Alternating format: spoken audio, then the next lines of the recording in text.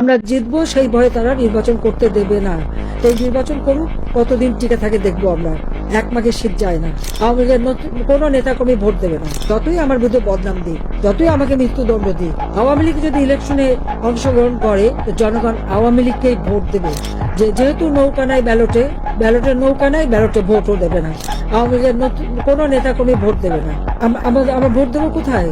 হ্যাঁ, এখন আমাদের কাছে অনেকে আসবে, অনেকে মিঠে মিঠে কথা বলবে, অনেকে পটাবে, অনেক কিছু করবে, কিন্তু আমাদের এটাই মাথায় রাখতে হবে যে ওই ব্যালটে আমরা ভোট দিতে পারি না বা আওয়ামী লীগ ভোট দেবে না। আমরা নির্বাচন বর্জন করি না, আমরা নির্বাচন করতে চাই, কিন্তু ওরা আমাদের করতে দেবে না। ডিফারেন্সটা ওখানে, তফাৎ ওখানে। বিএনপি বর্জন করেছে, আমরা বর্জন করি না। আমরা তো নির্বাচন করতে চাই, আমরা জিতবো সেই ভয়ে তারা নির্বাচন করতে দেবে না। এতটুকু দেশপ্রেম নেই। আমাদের কষ্ট হচ্ছে আমাদের নেতা কর্মীদের। কারো ঘর নাই, বাড়ি নাই, বাড়িতে থাকতে পারে না, পরিবারের সাথে দেখা করতে পারে না, চিকিৎসা নিতে পারে না।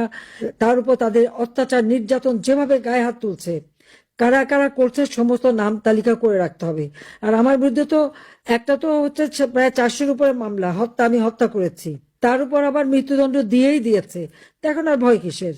ওই শাস্তি তো পেয়ে গেছি।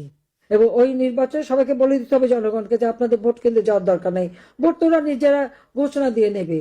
তারপরে তাদের নির্বাচনের কি হয় সেটা আমরা দেখব। এরপরে সরকার গঠন কারা করে আর কিভাবে চলে সেটা আমরা দেখব। জনগণকে এ ব্যাপারে শক্ত থাকতে হবে।